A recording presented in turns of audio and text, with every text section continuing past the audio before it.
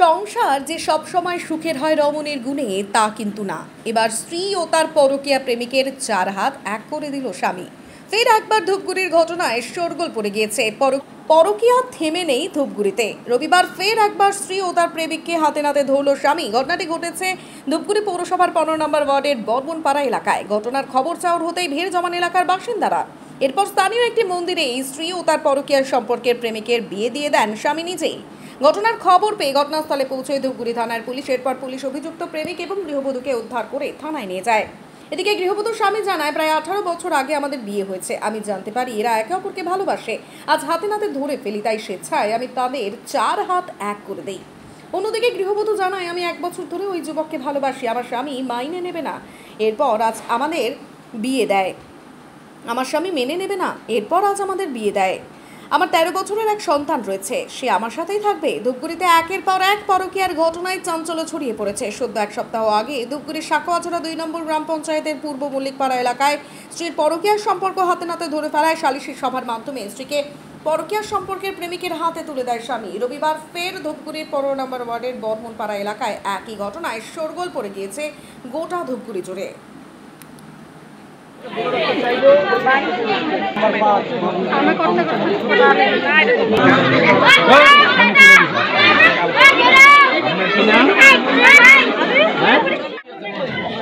আপনার বিয়ে হওয়ার এই প্রথম পক্ষ কতদিন?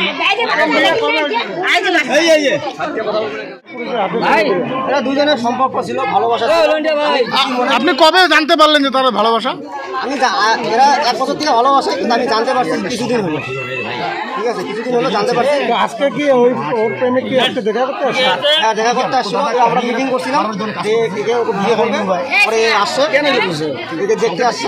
আমরা পরে বললাম বিয়ে করবো, পরে মন্দির আইনা আমি 4 হাত আসি। আপনি নিজে আপনার বউকে প্রেমিকের হাতে তুলে দিলেন? আপনার নাম?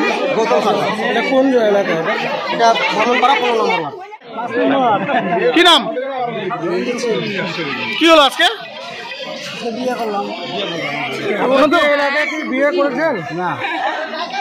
কেন বিয়ে দিল তোমাকে? কেন বিয়ে করলেন? ভালোবাসি তাই বিয়ে করলাম।